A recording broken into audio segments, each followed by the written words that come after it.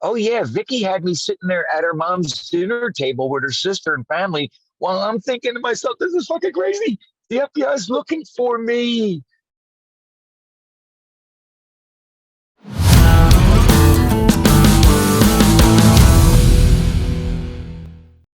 Now more than ever is the beacon of being ultra strong. This is why you're for this moment, man. I was so blessed to meet you because of what happened yesterday with Jimmy Rex. You see, within just a few minutes of hearing of my story, you dug deep and reached in heart, love, soul, and support, right? Yeah.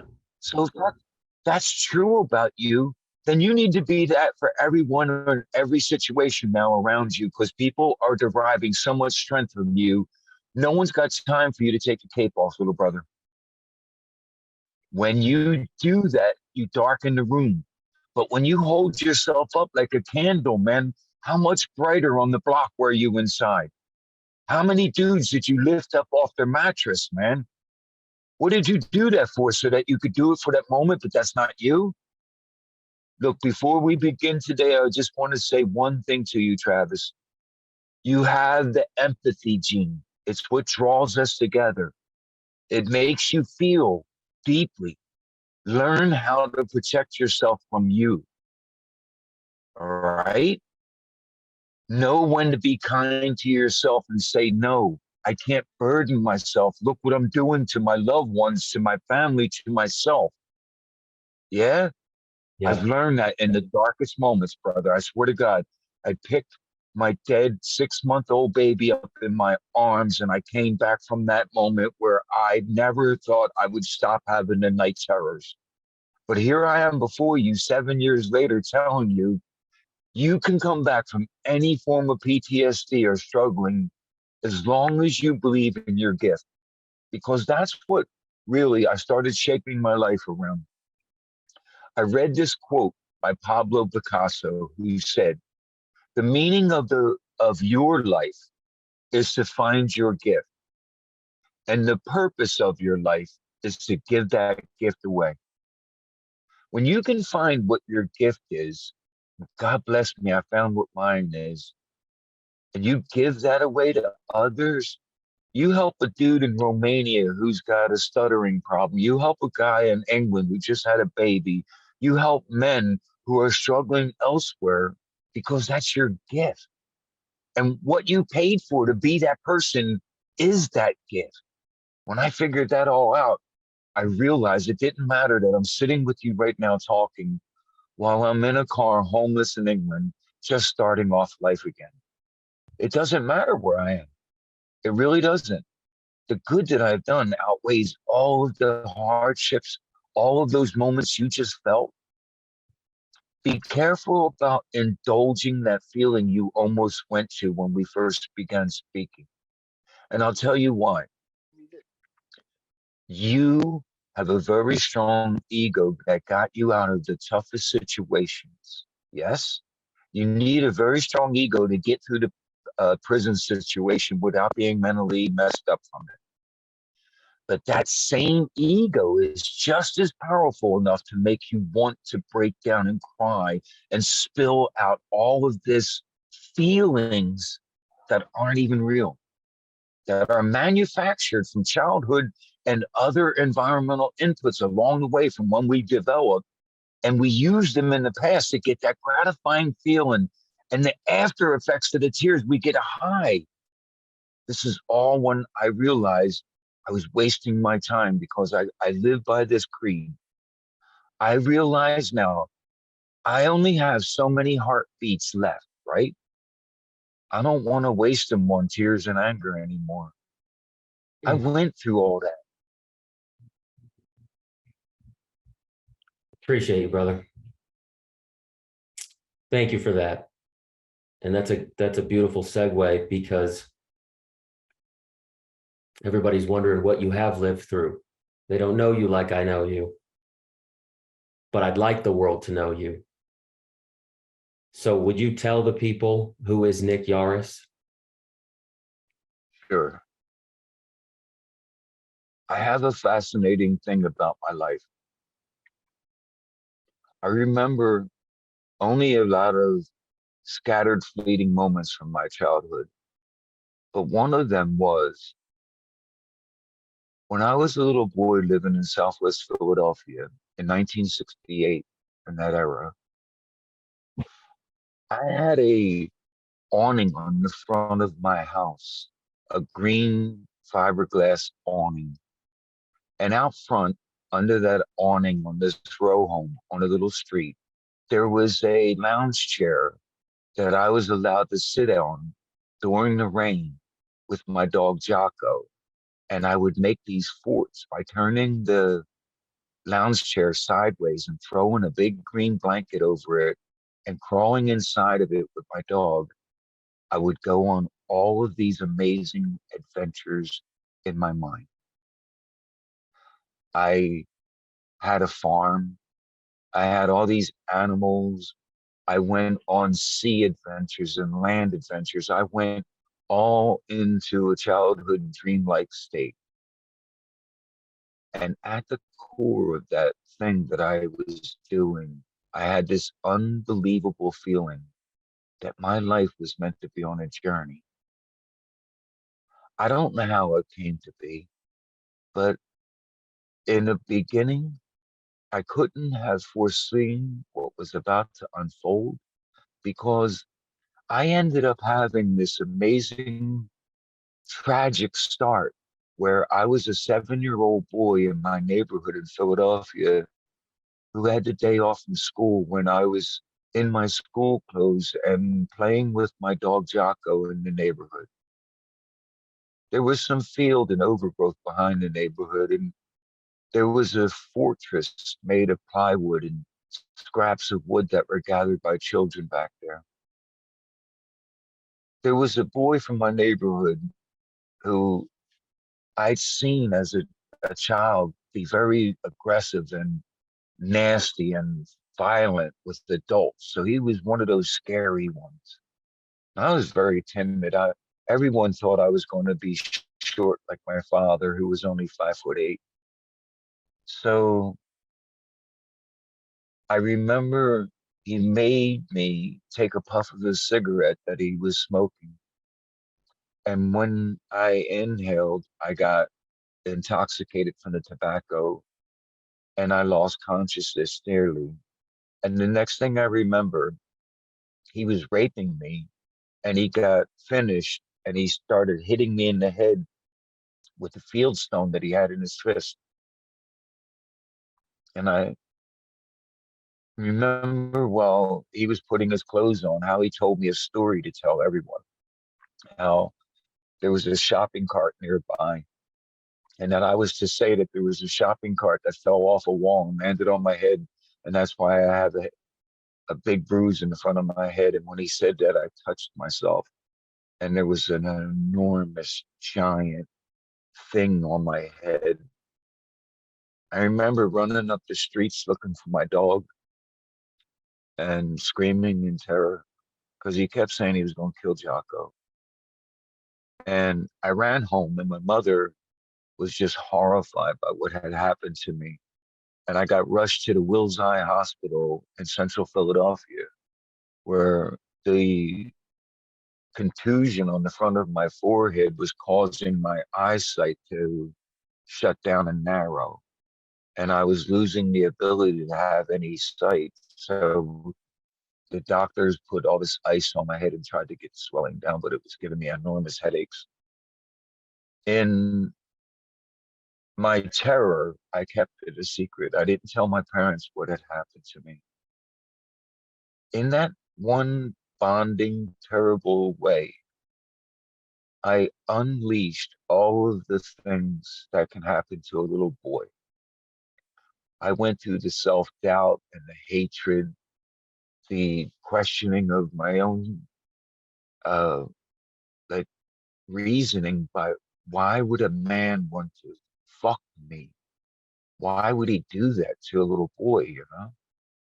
And I was so horrified that I kept questioning, was there something about me that made me so vulnerable and all these mental things? while internalizing and keeping it a secret. And I ended up having to wear corrective lenses on my eyes, and I became really disruptive in class. I was always angry. I used to hide in my basement and punch myself in the legs because I was afraid that if I stopped being angry, I was going to get attacked again. And I wouldn't talk to anyone. I was very nasty. And then I started drinking. I was 10 years old. And by the time I was 13 years old, I was drunk every night after school, getting kicked out of school. I got arrested many times as a juvenile for petty theft and things like that.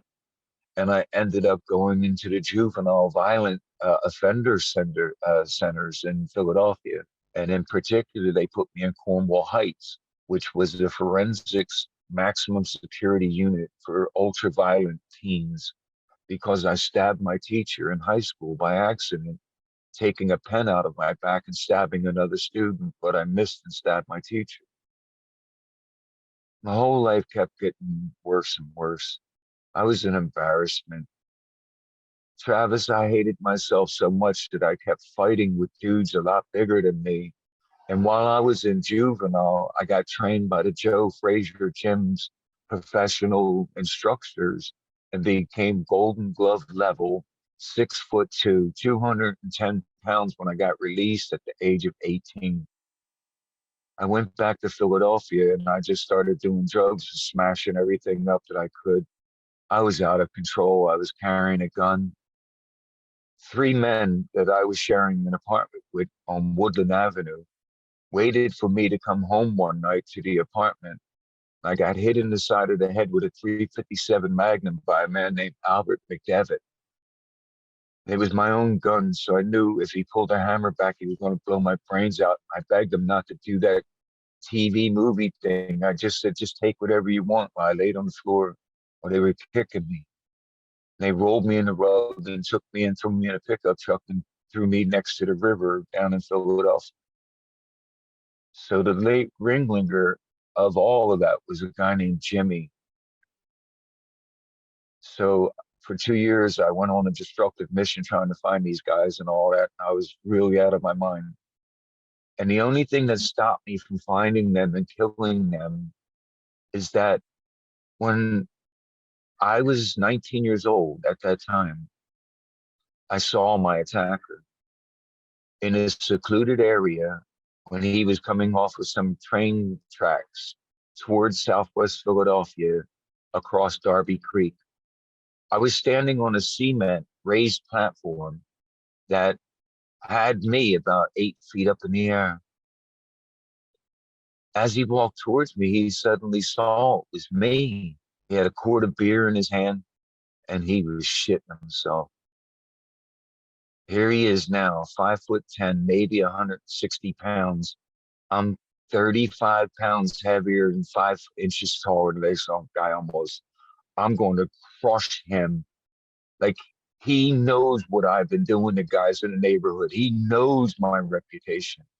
And right at that moment, when I'm about to unleash on him, because I jumped down off the cement platform, and I'm like, yeah, I'm geeked. Like, I want this guy like you wouldn't believe. I'm like, yes, I finally got you alone. He turns into the most milquetoast, cowardly person you could imagine.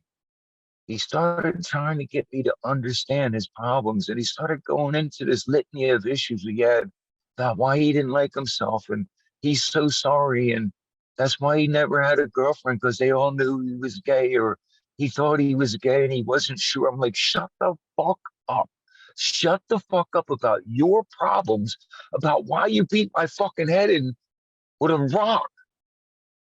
You know, I was stuck on the vine. Like, I wasn't there thinking that way. I was thinking about what he did to me with that rock, and how when he used to catch me in the neighborhood, Travis, that cocksucker used to nail me up against a wall and tell me how he was going to kill my family and my little dog, you know?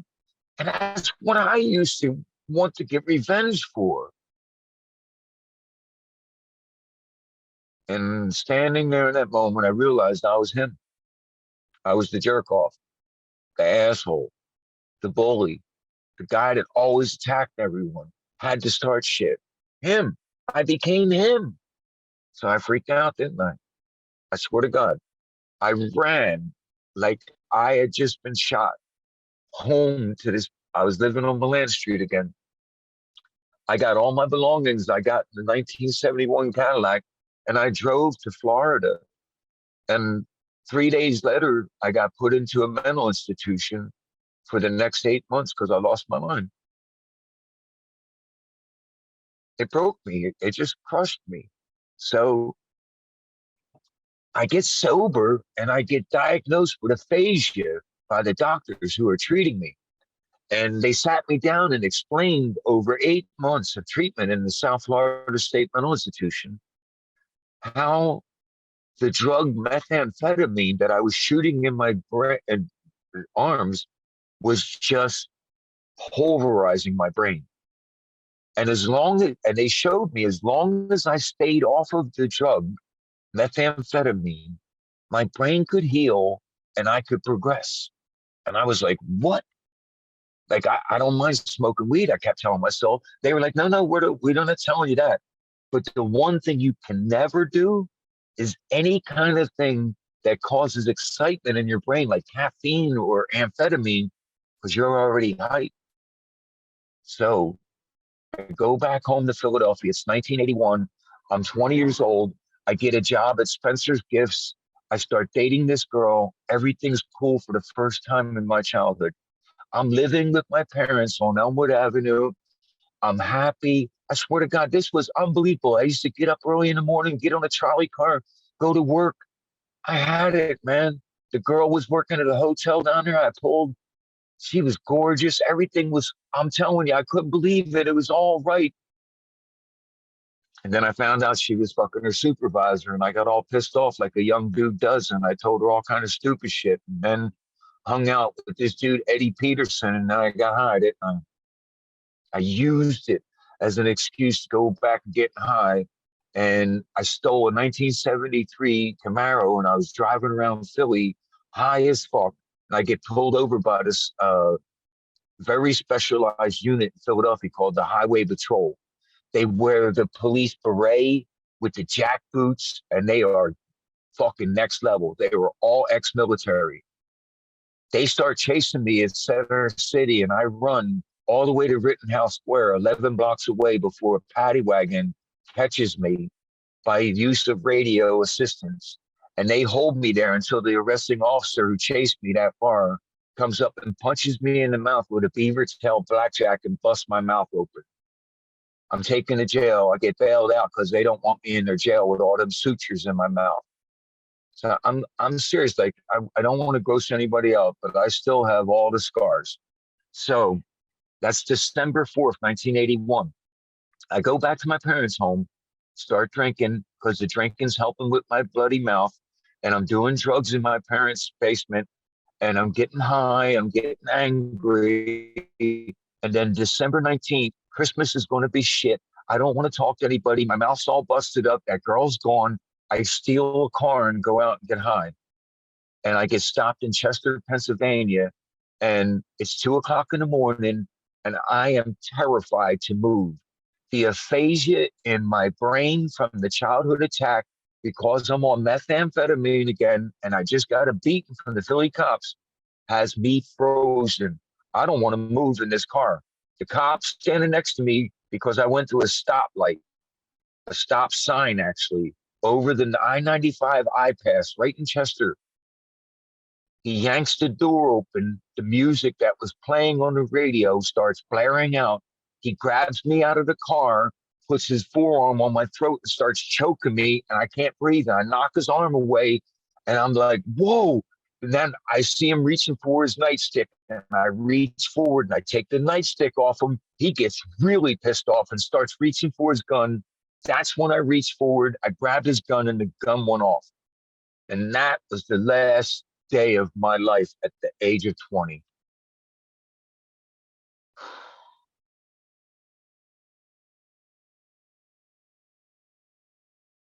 You ready? That journey that I told you that began on that street, And that feeling under the blanket's so real because I go to jail now. I'm 20 years old, and I end up going and facing all of these lies where this officer has now twisted it around, and I'm standing before a judge and I'm being held for attempted murder, kidnapping of a police officer, reckless endangerment, and possession of a firearm because he said when he pulled me over, I jumped immediately out of my car, ran 20 yards behind me to reap him out of his car, punch him in his face, break his eyeglasses, and take his gun off of him, was dragging him on his belly back to the car I was driving before he heroically sprung to his feet, overpowered me, and took the gun off me. Yeah, I'm done. I'm so angry. I can't believe this is how it's going to all end. 3 o'clock in the morning, the judge sets my bail at 100,000 cash, and they put me in solitary confinement in Broadmeadows Prison in Delaware County, Pennsylvania, and I collapsed. It's 4 days before Christmas. I'm high on drugs. I just got a life sentence handed to me. There ain't no way out of this. They're all going to believe this police officer. I went to sleep. I tried to sleep it off. I remember on Christmas morning, I woke up and the only thing in my cell was a newspaper. The December 15th Delaware County Daily Times newspaper. And it had the story of the murder of Linda Mae Craig in the newspaper glaring at me. A mystery. Woman abducted, leaving work. Car found in Pennsylvania. Can you help? And it just kept going over and over in my head, like when you're stuck in the toilet and you can't stop reading the labels on the deodorant can. It's just something called to me. And then as I was laying there in my misery, going through drug withdrawals, thinking about, I'm here from a lie. This is all a lie. That's all I kept saying to myself. This is all just a lie. Then it came to me. I said, well, what if I make up a lie and play their game and get out of here?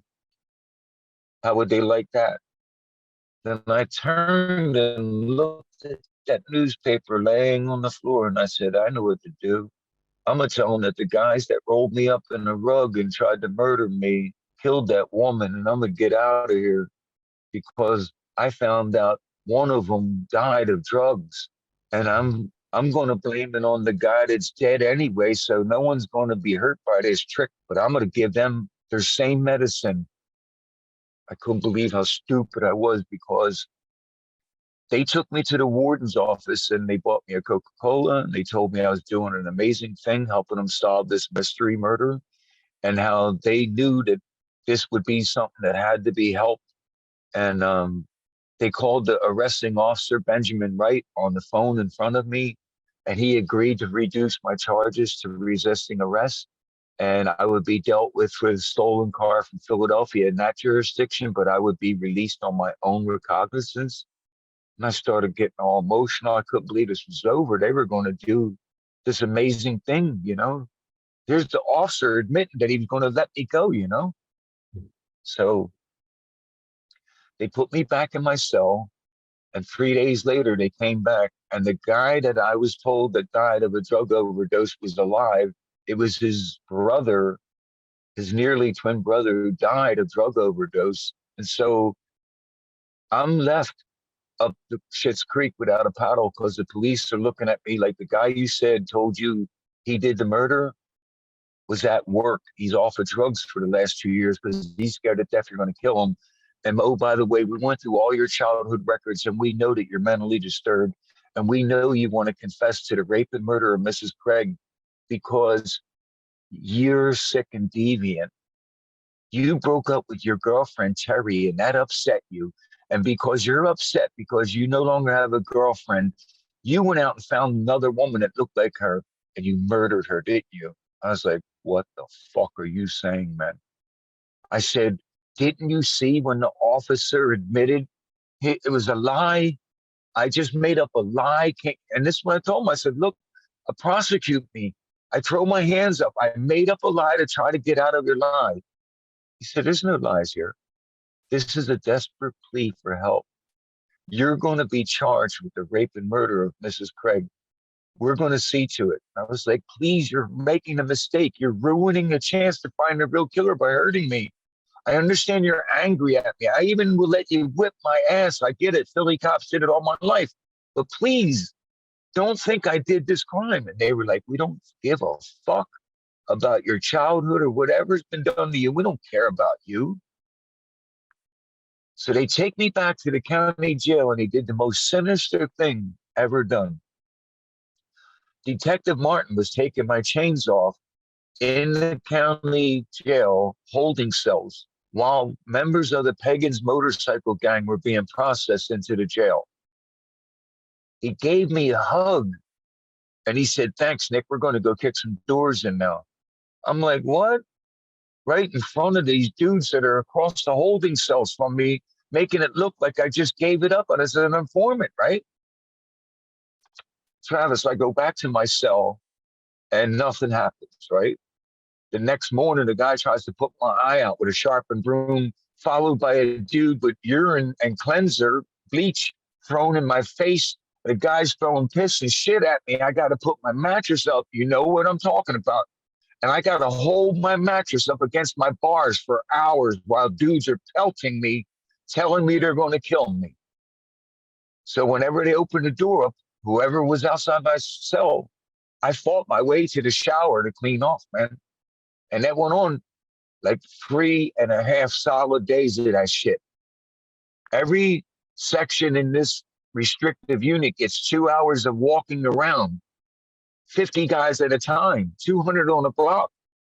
So 50 guys are out there throwing things at me. And when I come out, I'm getting beat up, I'm getting fucked up, and I'm fucking people up because I didn't care who was standing there.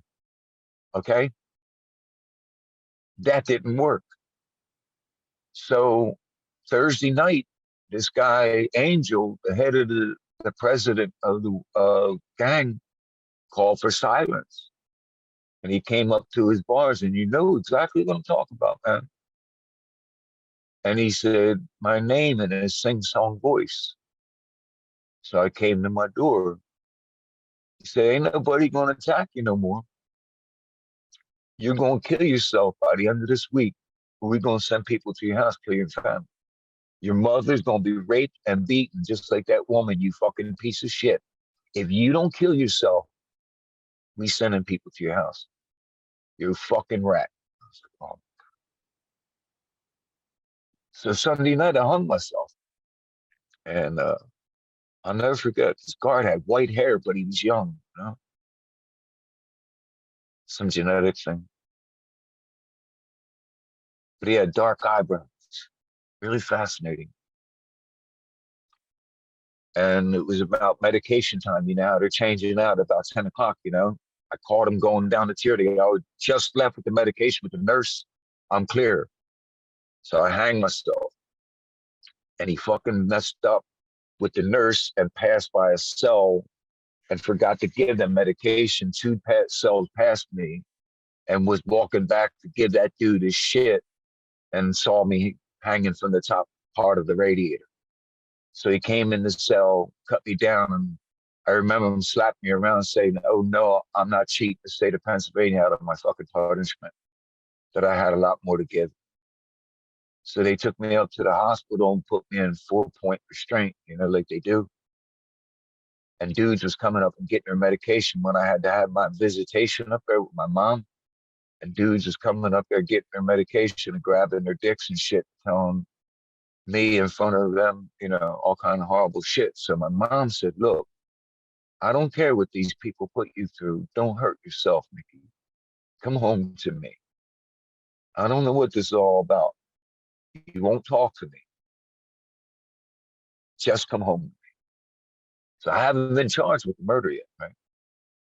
So they put me back on the block. They put me in the front cell, and they put a guard 24 hours a day right in front of my cell. Then they take him out of there, and they move this guy right next to me, who's named Charles Catalino, and he burglarized the prosecutor's home of Delaware County, the first district, assistant district attorney's home, and even abused the man's pets during the burglary and was found guilty by a jury already waiting to go to the state penitentiary for 20 years. They went to him, we have it in writing, and they made him a deal. He was going to be allowed 7 sex visits with his partner in the district attorney's office. He was going to be given no time from Delaware County for the burglary of the prosecutor's home. And he was going to be sent to the state penitentiary with a good time credit added, reducing his sentence an additional 1 year. Charles Catalino's only needed duty was to go into the cell next to mine for one night so that he could say that I confessed to him of the rape and murder of Mrs. Linda Mae Craig. And that's all the evidence that they used to charge me with this crime. Insane. At the age of 21, I'm now sitting there facing kidnapping, rape, robbery, murder, kidnapping of a police officer, attempted murder. There's no way I'm walking out of these doors. Do you understand me, Travis? This is over, man. This is done. So in April of 1982, I go to trial for the Officer Benjamin Wright charges, and it's my word against him. There's only 2 witnesses. It was a 1-day trial. It was a total of about 3 hours, and the jury found me not guilty of all charges within 20 minutes. When they came back with a verdict that quick, the sheriff was like, done, you're done, out of here. They was all sure of it. When I walked in that courtroom, the jury said not guilty, and all hell broke loose. Officer Benjamin Wright had to be held by the sheriffs because he's reaching for his pistol while I'm being hustled past the district attorney who's yelling, motherfucker, you're never leaving this county alive. His name's Barry Gross. He takes the file, throws it against the wall, right in front of my parents and everybody. Like, my mom made documentaries of all this shit. And then Barry Gross gets so incensed by that loss, he then takes over the murder prosecution of Linda Mae Craig, where he had nothing to do, the very next week, and starts seeking the death penalty. Nothing had changed by the time I've been charged by Charles Catalino's confession to that point, except for me being found not guilty by a jury. So I'm fucked. I know they're going to line me up. What do? They picked the 4th of July holiday weekend to set my trial up 3 days before. The judge, I know you can't stop shaking your head, but you know exactly what I mean. This is cleverness. Okay, everyone listening to this. What was my biggest challenge? Not the murder charges facing me and the rape charges now that I had the other charges off my back. It's the fact that John W. Hinckley shot President fucking Reagan and impressed a actress. So anybody charged with any kind of psychological crime was no longer going to be benefited with any kind of not guilty by reason of insanity. That was going down and going down hard. So anybody charged like me with a psychological crime, you're fucked. So what happens? The judge tells the jury, thanks for assembling. And he tells them, don't worry about being sequestered. And you're not missing the 4th of July holiday weekend, which starts Friday, because this trial is going to be over by then. And he told them that Tuesday afternoon after he assembled them. So I knew I had 3 days left in my life, right? I know how it's going to play out. The only way they could get the jury to go along with this was to make them stop seeing me as a human being. And the way that they accomplished it was a beautiful act of disgustingness. They showed the victim's husband, Arthur Craig, a series of photographs that started with a portrait of his wife, followed by a picture of his wife on the autopsy table, and then a picture of her being found in the snow by the 2 children. And when they ran from the dead body, it made it look like an angel in the snow. And they got away with all this because it was all black and white and didn't show any actual blood. Oh my fucking God. When that jury looked at that shit, they looked over at me and they put their heads down, didn't they? You know, it's real. When people are convinced that you're evil, they can't even look at you. So what happens? Just like a Hollywood movie. Boom. A giant bolt of lightning hits the courthouse right then and knocks all the power out. Fuck your movie and all your little evilness. This is some shit. I'm telling you, I still get chills when I think about this moment. The sheriffs grabbed me. They pulled guns on me like I got something to do with this shit.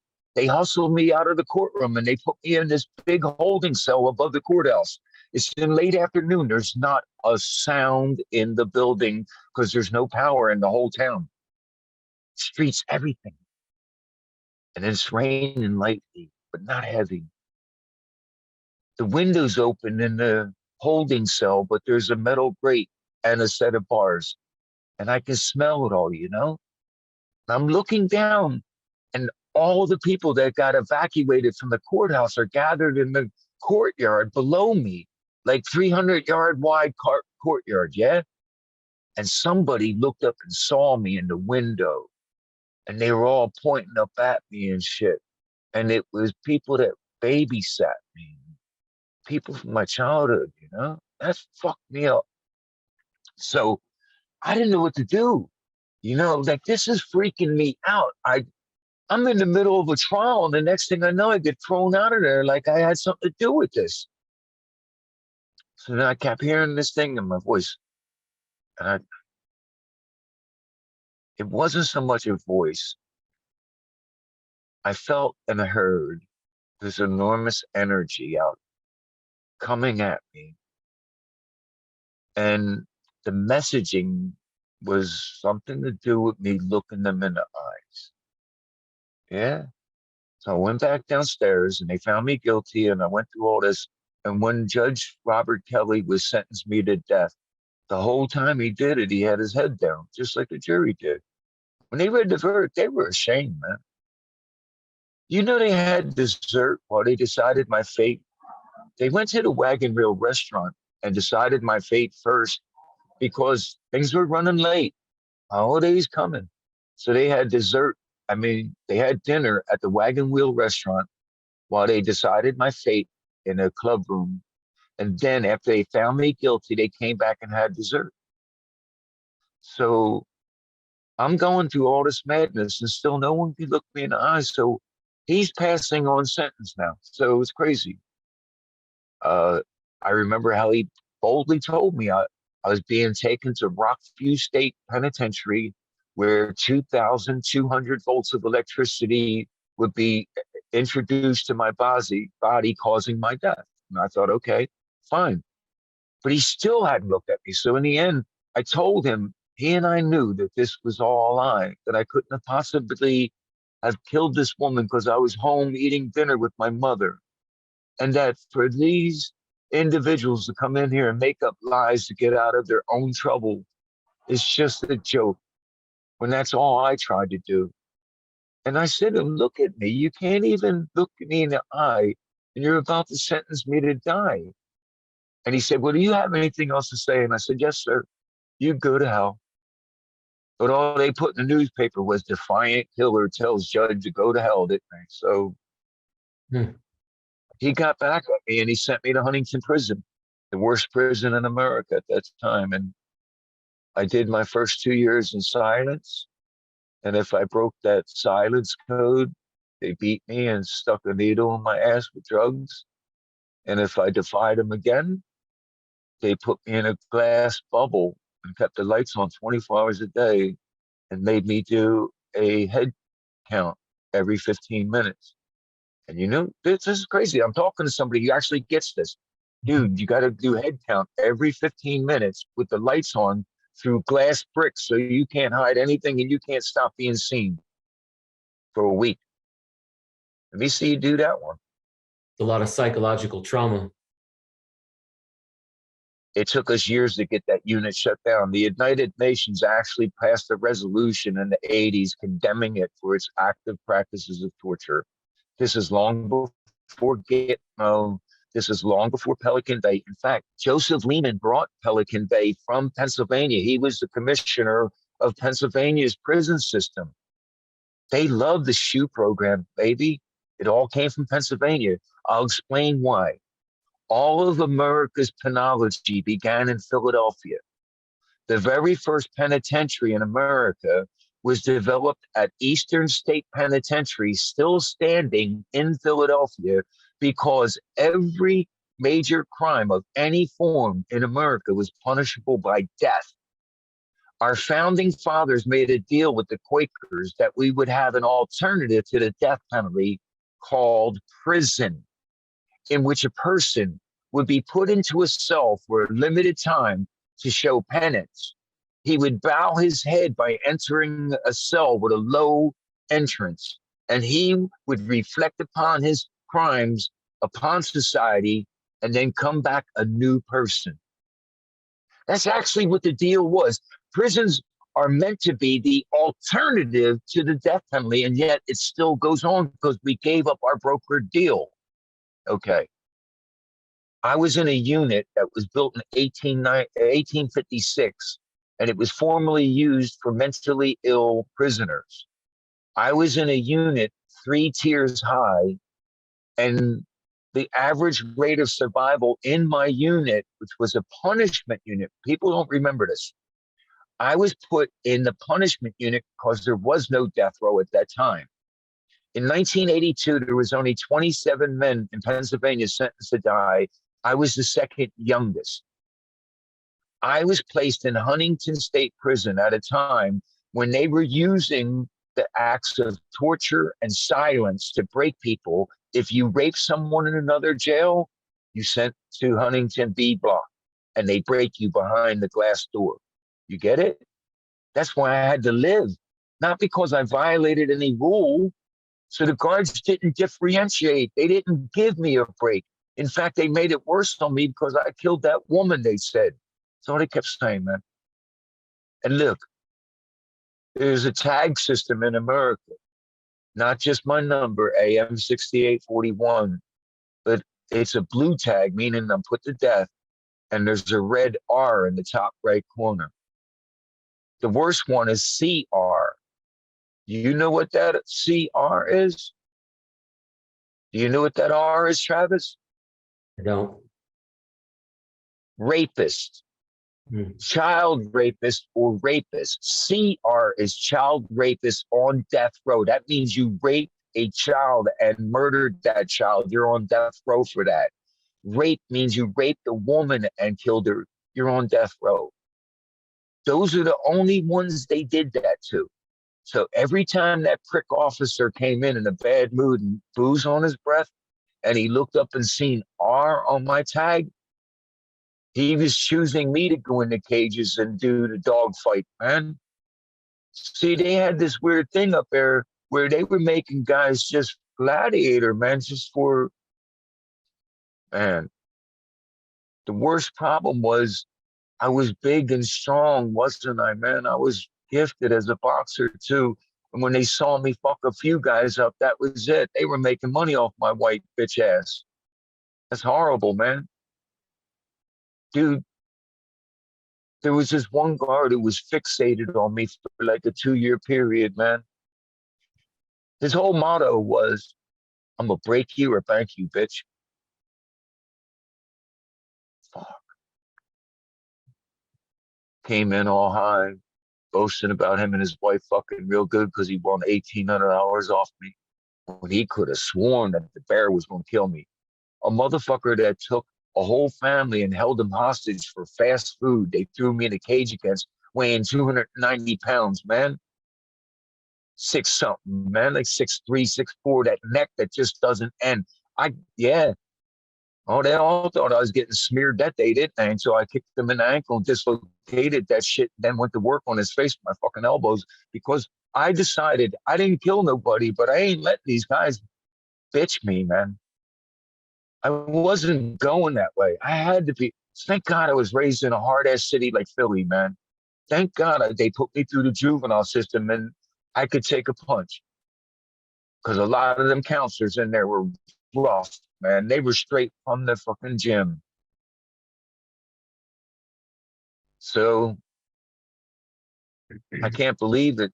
I get a fucking notice from the Pennsylvania State Supreme Court in 1984 saying that I got a remand back to the trial court for all of these mistakes made at my trial They weren't even letting my full appeal go forward. They were sending me back for an evidentiary hearing because there were 33 pages missing from the homicide file. There was identification of another individual had nothing to do with me when it was all hidden. So I'm going back for a new trial in 1985 in the back of a sheriff's car with two older sheriffs who get that great gig of driving up to the penitentiary for the day, picking somebody up, slapping some cuffs on them and driving back, right?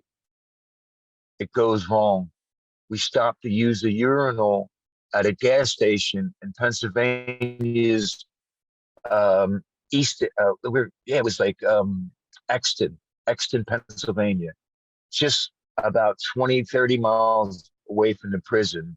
But we've been driving all day in the freezing cold because it's snowing.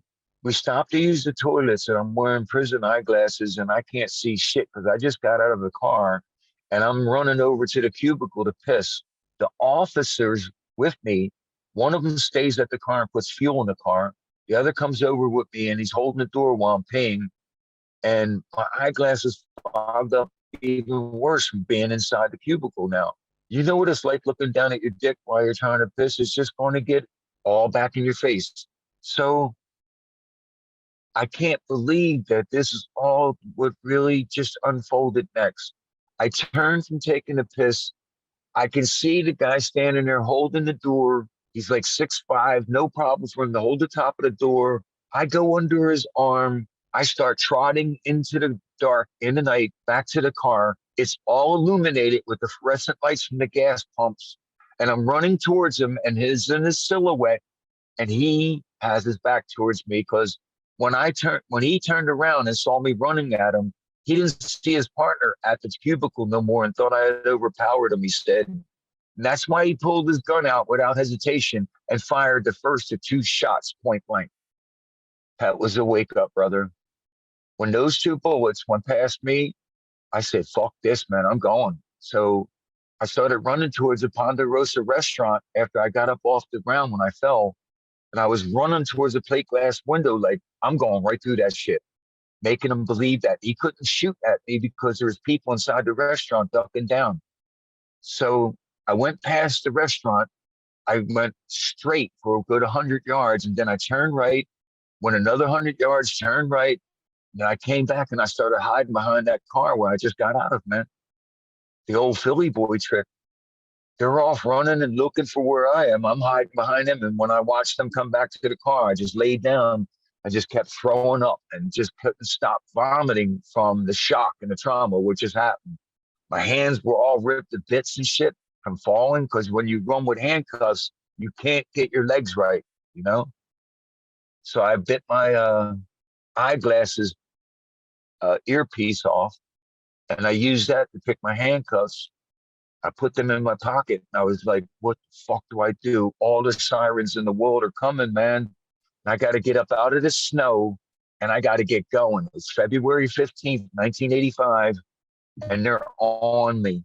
So I got up and I saw a flag for a municipal building and I went and hid behind the police station. And I was back there for a couple, maybe hour or so until I lost all my body heat. And I got my ass going. I knew I had to move, so I did the smart thing and got out of there, but someone saw me and the helicopter came in. And that was the most dangerous, craziest chase of my life, man. This dude was a former Vietnam pilot. He was gifted, and only thing that made it fair was there's snow everywhere, and it was sub-zero temperatures. So when he came over top of me, he blew up so much snow, he was losing vision, and his infrared had so much ice caked on the front of it, he couldn't use it. So he was down to a 1,000,000 candle watt power searchlight. And that was it. And I had as much advantage in the snow as he did above because I kept going under his belly. And at one point, after a couple of hours, after running through the woods and getting all ripped up, I end up facing a 10-foot fence that had this pile of snow in front of it. And there ain't no fucking way I'm climbing this after running in prison shoes, a pair of trousers, and a shirt because I've been running hard and there ain't no way I'm making it over this thing. But I got to keep trying, right? And just at the last minute, before I would hit the fence and start having to climb, I stumbled and fell on my face, and I literally slalomed on my face right under the fence that had been pushed back by the snowplows. So there was a gap there. And just like a children's magical ride, I then went 240 feet down a railroad embankment on my face without getting hurt and landed in this big jarring pile of snow with the chopper going right past me, and he can't see me now. He's lost me, and he's hovering up there. He's looking for me, but he can't hear me, and I just laid still. I can't believe I'm not injured, first and foremost, and I know I'm stuck in snow like you would believe. It's down my neck, my face, everything, right? So I stand up out of the snow after about 5 minutes, and I can't believe that I'm now standing on railroad tracks. So I just turned left and started walking, and I walked all the way to the end of Fraser, Pennsylvania, where I stole a 1965 Mustang and I drove to New York City, man. It was fucking crazy. I went from being a 20-year-old kid who found out he had a mental problem and he was happy and he had a job and a girlfriend to being accused of being a rapist, murderer, a woman I never met. And now I just escaped from death row and they're going to blow my fucking brains out. Like, they're not going to stop. I went to New York City. I tried my best to really disguise myself because I knew that I couldn't do this looking like I just got lashed with 50 lashes. My face had scratches all over my neck, my hands, everything, you know? So I don't know how it happened. I was walking past a gay hair salon and I saw the two men in there who were running it, standing there by themselves talking. I just burst in the fucking door and pretended that my boyfriend was beating me up. And I put on this giant show of being a gay young man who's being terrorized by an older, rich white guy from New York who lured me there from Utah. And I started telling them all the story. They burst into tears and sat me down in the chair. Travis, 3.5 hours later, I walked out here with my hair permed, dyed black, pancake makeup perfectly put on. They got a friend of theirs who owned an optometry shop nearby to get me a brand new pair of glasses gratis. And they made me walk out of there feeling like I was brand fucking new. They were so proud of themselves. They were. Thank God for gay men. I love you guys. I swear to God, that was the coolest shit. They were so sympathetic. They were telling me their own histories with violent boyfriends. And don't worry, I've seen worse than this, and building me up. And oh, don't worry, we'll hide the. So I now look completely different. I got a pair of nice eyeglasses on. My hair is tight, permed black. I don't look like the 6'2" blonde hair guy that just escaped death row with, weirdo glasses on. So I go down into Manhattan and I pulled the Philly boy trick on the hat check girl by making sure I was talking to her supervisor and nodding my head vigorously and turning to her and say, look, I just talked to your boss, and listen, that coat down at the end, the fur one, that's my dad's coat. And we just in the car, the taxi's already running. She already said you could give it to me. And I conned her out of the fucking coat. So a men's Fox fur jacket gotta be worth 10 grand, right? So I walk out of there, but even better, dude had his wallet, his car keys, and his house keys in the coat. So I looked at his address and I used his credit cards and I bought a ticket from LaGuardia and I went to his house and burglarized his house while he was in New York. My gosh. Wow. You're on the FBI's most wanted list. What do? You up your game or you get gunned down. I was 24 years old. I didn't kill anybody. I don't belong in this situation. I'm not trying to hurt anybody. I'm trying to get out of America. So my idea was I was going to try and find a drug dealer in Miami, and I was going to rob a drug dealer for loads and loads of cash, and I was going to go to Suriname on the northeast coast of South America where they speak American or English, and their average yearly income was like $300 at that time. And I'm thinking, fuck yeah, hideout, I didn't do this run. That's some bullshit. I lasted 25 days and I can tell you right now, when you pick a girl up, take her back to her mom's real estate office and have sex with her, and she says, "Come pick me up. Will you drop me off tonight, the next day at 5 o'clock?" You better be prepared for a dinner invite where you walk in and start having death row dating. Oh yeah, Vicky had me sitting there at her mom's dinner table with her sister and family while I'm thinking to myself, this is fucking crazy. The FBI is looking for me. Do you know what I mean? So when they found her phone number in my possession when I turned myself in, the FBI rang her mom, didn't they? They're like, is your No. daughter okay? Yeah, is your daughter still alive? This serial killer, like they made me out to be this horrible. She said, first and foremost, he was the most polite, nicest young man she ever brought home. I highly recommend that man. So there you go, right? Death row dating, is that what you called it? Yeah, literally, I found this. All right, I'm 24 years old. I'm in Fort Lauderdale. It's spring break. It's bike week, and it's the Daytona 500 all within 2 weeks, right? I Yeah. ran away from prison in February, and I was in there in March, February and March in Florida while this is all going on. I pulled this girl on the strip down in Fort Lauderdale, and she takes me back to her mom's real estate little strip mall business where she did the rentals and the vacation rentals.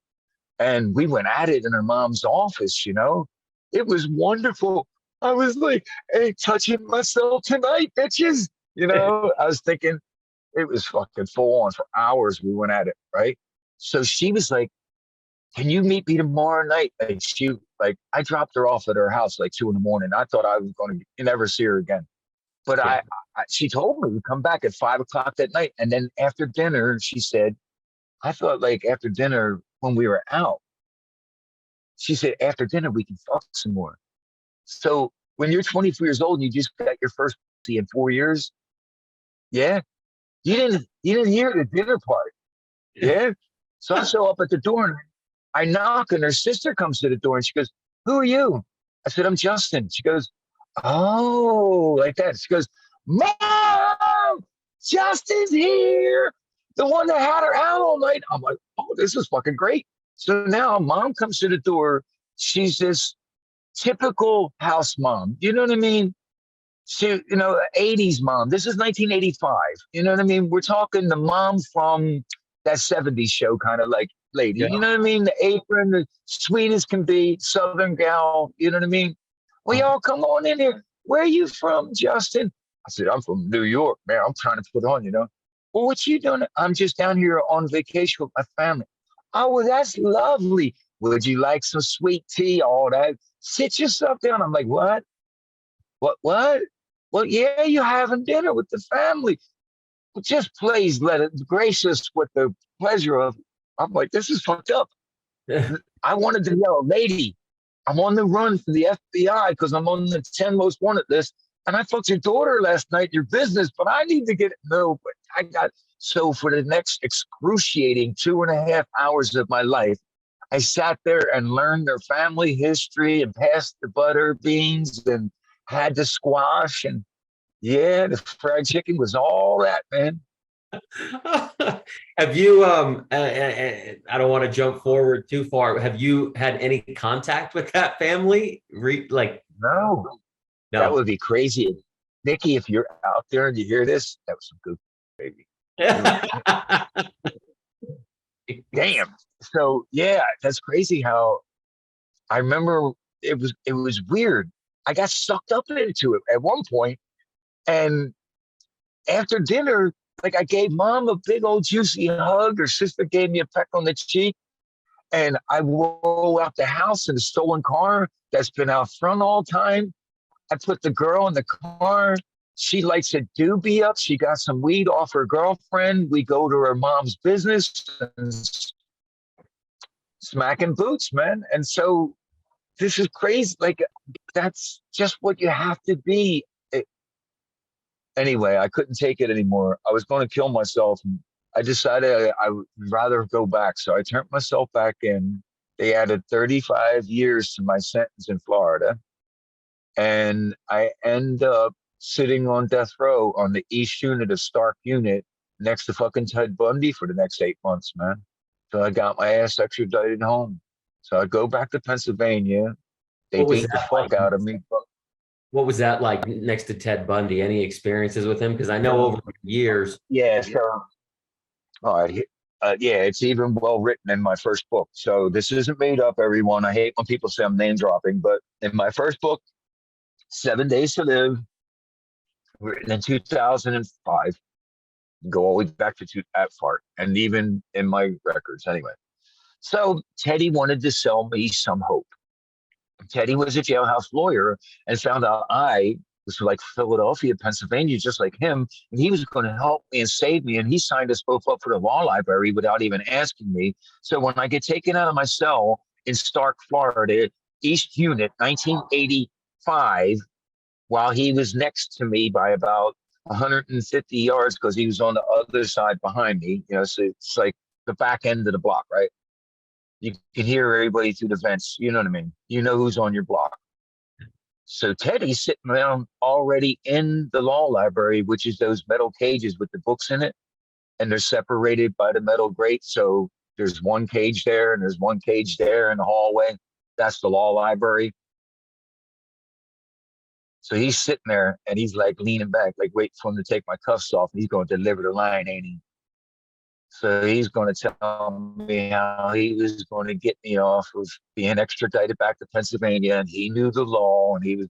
And as soon as he started his shit, I said, "Hold up, Teddy, I got news for you, homie. I don't get off on killing little children, and thinking about my mommy." And he went fucking nuts. He went with all this biblical shit. He was like, and then God will fucking rain down. That's why I ain't talking to you, because you're like the rest of these peon motherfuckers. God doesn't have time. Like he was talking all this crazy shit and starting kicking off in the hallway. And I'm holding my folder up, like laughing at him and mocking him and shit, because he spit up me a couple times of shit. You know what happens next? You know this. Here come the clinging and the clanging, and the guards came, and I was like, say that shit again. I got them all riled up one last time, and that was it. Guards came in and smashed him and drug him the fuck out. I was like, yes. So, Golly, man, you did some time with some interesting characters. Now, I'm sure way more interesting than the majority of the world knows about. But I mean, from Ted Bundy, I mean, Buffalo Bill. The Buffalo Bill, yeah, the real one, not the one that was in the fictionalized one. No, people know that he's a real human. Yeah, his name's Gary Heidnick, and he's dead now. The state of Pennsylvania executed him, but wow, Gary loved to boast about what he did to others, man. And I know we're segueing away from everything, so I'm going to catch everyone up on this fantastic journey, right? I go back from the escape. I get ass whipping of all ass whippings for running, and they break my teeth and fuck my face up and all that shit. And I get hepatitis C from the dentist. They didn't do the cleaner on the return sleeve, did they? They didn't change that sleeve. So they got 18 of us with this same viral strain. Remember, it was going through the prison systems, right? Okay. And I had to listen to all these dudes around me, because now I'm in Greene County Supermax, and I'm in the level 5 out there near Pittsburgh. And Dale Carter was right underneath me, dying of hepatitis C and impacted bowel syndrome. And the nurses were fucking with him, because what was on his card? A red arm, man. So they used to come to his cell, and you know the routine. Mr. Carter, Mr. Carter, medication. Please help me. I'm dying. I can't take it no more. Yes, Mr. Carter, would you like a medication? We have some aspirin. Would you like some aspirin, Mr. Carter? Because you didn't offer your victim any fucking medication, did you? And then the guard would say the routine thing that they always did. And you know this one: inmate refuses medication. That's it. Once the guard makes that announcement, the nurse rolls along with the game, don't she? Yeah. That's some cold shit, man. So I was laying there in my cell thinking, fuck, I can't taste anything. They blinded me and myself in the medication. and Dale Carter died screaming into the night, and they rolled him past my cell underneath. You know what it's like to see the gurney go by, right? So it's horrible, man. When they were rolling him past the tier, they were all laughing and shit. I'm thinking that's what they're going to do to me, man. So I wrote a letter to the federal court and I asked to dismiss my lawyers so that I could be put to death. I said, fuck this. This is enough, man. 20 years of solitary confinement every day, and then they blind me in my cell. No, man, I took the brilliant way out. I used the dead man's right to ask to be executed, and they had to honor that shit and hold a hearing right away, and they started shitting themselves. Because why would a dude that asked for DNA testing for the last 15 years, the very first man in America to file for DNA application to prove his innocence in February of 1988, wants to now be executed? So the federal court stepped in and ordered that any remaining DNA that was available be tested. And they got results back and it blew their mind. They couldn't believe it. So, yeah, they You, couldn't believe it. you were one of the Man, first that actually took that DNA, idea or evidence start to finish in the late. the first. Long before Bloodsworth or anybody else, I filed my first motion in Delaware County Court in February 1988, an application for the use of DNA exoneration testing. It was called RFLP. I then became pen pals with Sir Alec Jeffreys from Leicester University for 12 years, who taught me everything I needed to know to stay alive long enough while the advancements of DNA went from RFLP to PCR, mitochondrial DNA, and then single cell extraction DNA. And I lived through it all. And I was dying and I didn't like it. And they got shocked when the DNA testing came back and proved me innocent. So what do? They upped their game, little brother. They take me out of Supermax death row, strip me of every book, newspaper, article, anything I owned, all my artwork, everything, and put me in the psych unit, man. The 24-hour watch you stripped down to boxer shorts and a milk carton, stripped down cell. Why? They sat me down in the program review committee and they told me that because I was a martial arts expert who could easily kill one of them in revenge for what they did torturing me, they didn't believe that I couldn't get out of there without killing one of them. So they were going to leave me in level 5 Supermax, Ultramax holding until the moment they let me out the doors. January 16th, 2004, they finally let me go after botching my release, getting the paperwork wrong at 8 o'clock while driving me up to the last Sallyport gate. Swear to God, made it through the first Sallyport gate. And they actually stopped the vehicle in between the two gates, me living in the prison, and said, "We fucked up. Florida hasn't signed your paperwork. You got to go back inside." My parents are outside with the media. Yeah. So what do? 1 o'clock comes and they let me whirl out of there. I stood outside of the Greene County Supermax prison and I began fighting for Walter Ogrod, Ernie Simmons, the two innocent men that I believed in behind me. And I got them both out eventually. Then I went back to my home in Philadelphia and realized my life as I knew it was over and I had to start over with a brand new identity. While my brother was in the hospital, most of my family were all alcoholics or on drugs, and I had nothing coming to me. They set me free with $5.07 of my own money and told me to get the fuck out. That was it. That was it. There was no, you hear all the time. I mean, you spent decades on death row, wrongfully accused, wrongfully convicted, and you hear all the time there's multi-million-dollar settlements. Yeah, all right. They just sent you. This way. They didn't even want to find the real killer.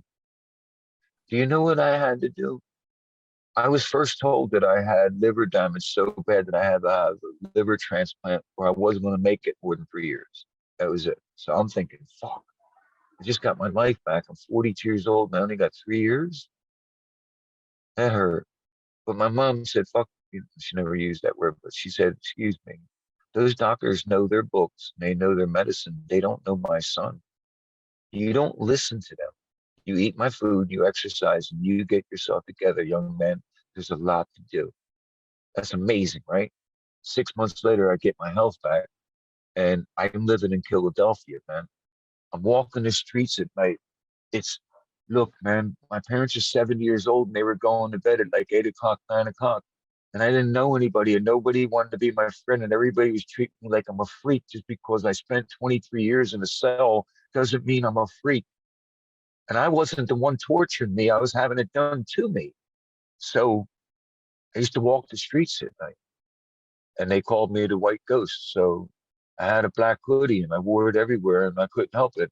And I got confronted one night with these street kids who pulled a pistol on me. They rolled up on me with an SUV, and they was like, "Why are you freaking our boys out, making them run off when they slinging?" It's like, no, I don't care what you do. I'm not here to reclaim my neighborhood or clean up the streets. I don't give a fuck. My parents are old. It's hot as shit. I got nowhere to be. I just want to walk. Can I just please walk the streets? Like, I started pleading with him. I didn't get nasty with him. I spoke to him with love. I said, look, just cause my skin ain't black, don't mean I don't love. Like, I'm you. Look at me. They did this to me. I'm you, man. So they let me alone, gave me a bag of weed, threw it on the ground at my feet, let me roll out, you know? And I had to leave Philly. I had to get out of there, man. It was too much. Couldn't do that to myself, man. So I sat down with nothing. And with the help of the University of Pennsylvania's students, I organized a 5-country tour within months. I addressed a combined session of the lower house of Commons in Parliament, London. I spoke to the Ligue des Nationale in Paris. I spoke in Italy to all of the local governments and performed at the Colosseum. I went to Sweden and did the same thing. And you know what I was doing? I was going after Pennsylvania's money. They had a shipbuilding project that Sweden was going to build a Philadelphia Navy Yard into a private shipbuilding company. And I went over there and asked them not to do it as long as Pennsylvania had the death penalty. Yeah. I picked out Pennsylvania's 5 biggest trade partners, and I went over there and fucked with their money, didn't I?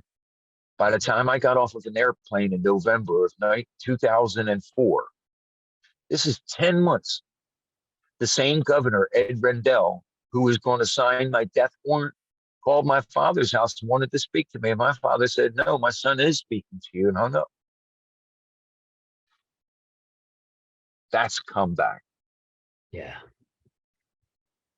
When you're standing on stage at the Colosseum in Rome with 20,000 people, and you are there to help them celebrate being the first European country to declare the death penalty an abomination, and you walk on stage with children releasing white doves from boxes, and they fly overhead while you're standing there in an immaculate suit, and you tell them how happy you are, and then you turn around and walk off that stage, you leave it there. Whatever the fuck they did to you in that prison cell, I left right at that moment, man, and I kept going.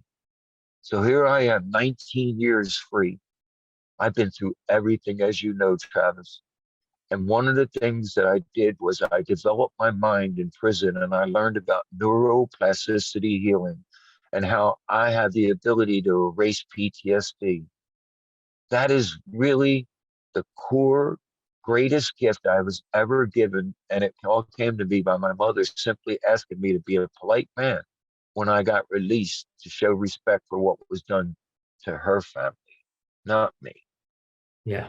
So I teamed up with Robin Sharma, and I wrote the book, The Kindness Approach. Back now in England after leaving the United States. After I did the podcast Soft White Underbelly, and I decided to move on. And I'm now in England rebuilding my life because I, like you, Travis, am a comeback. I am actually literally in the midst of my comeback, walling on your show. That is crazy because I left America in March. I gave away my RV. This is all true to a family that has an autistic child in Oregon that was living on the farm where I was living in the woods.